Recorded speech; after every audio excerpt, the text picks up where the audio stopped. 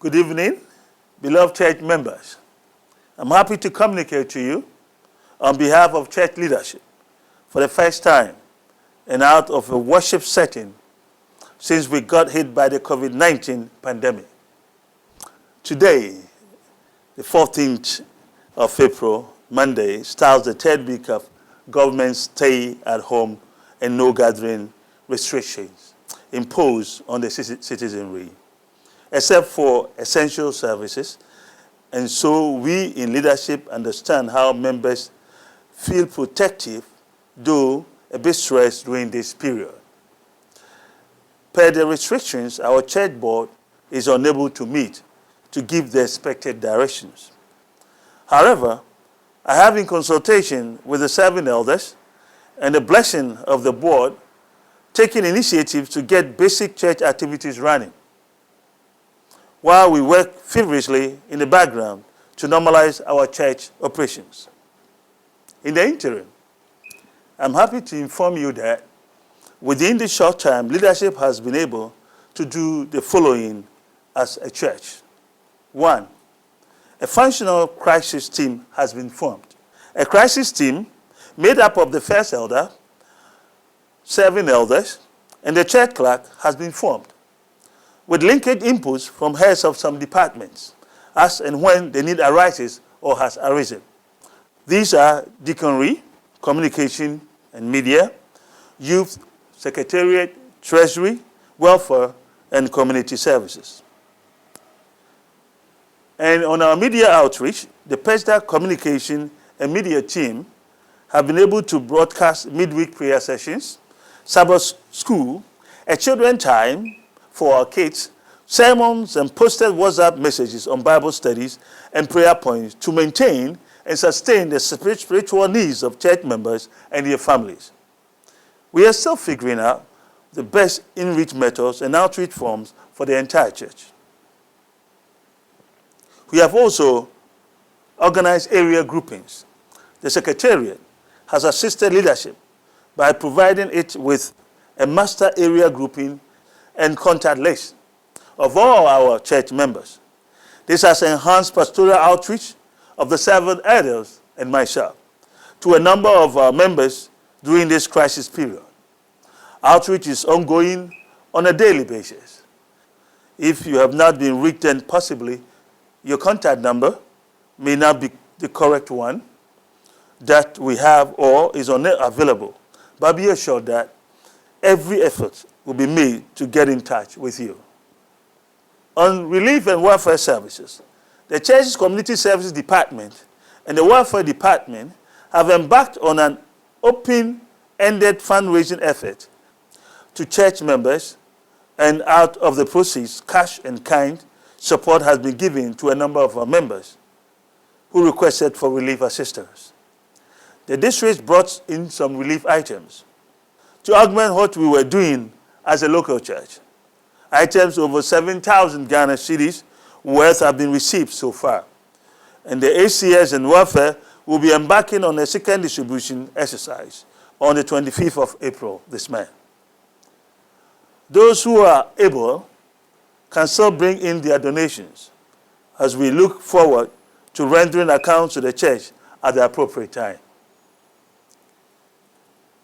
We have also instituted fasting and conference call prayer sessions. I have asked the serving elders to join me via conference calls to pray for the church thrice a week. We meet regularly for an hour to importune the Lord on our suspended activities, ongoing activities, the pandemic, church members, and the families, etc., with thanksgiving and praises and other intercessory requests from the General Conference. I'm aware with admiration that the choir and the PESDAC praise are also engaged in electronic prayer conference calls. To God be the glory, and I must say I deeply appreciate it. Banking of church offerings. Leadership has arranged with the banks of the church for a secured platform to enable individual church members to deposit tithes and offerings into the church bank accounts via mobile money transfer procedures. So far, tithes and offerings are trickling in. Church expense, offerings, and Sabbath school and building project to contribute are lagging behind. There could be genuine reasons for this problem, but we hope to address them progressively. Now, looking at church events, we had lineup events for the month of April: a welfare education, stewardship in-house retreat, vacation Bible school, special needs day, and an Adventist Men Ministries collaborative leadership prayer conference. Unfortunately, we have been severely challenged per the current restrictions, but we hope to see how best we can be creative about the situation and get some of these events to materialize even within the comfort of our homes. I want to make this personal appeal. I plead with you to stay home and maintain good hygienic practices as advertised on radio, TV, and responsible social media. I kindly implore you to pray for global crisis and its impact, especially imploring on the Lord to make us humble, prayerful, and enable us to seek His face through the written and spoken word, and turn from our wicked ways so the world can be healed of this plague. Let us participate in the General Conference's 100 Days of Prayer, which started on the 27th of March and will end on the 4th of July this year.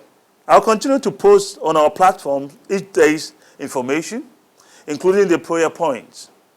We are corporately calling on Jesus in our urgent need. So let us use our time profitably during this crisis.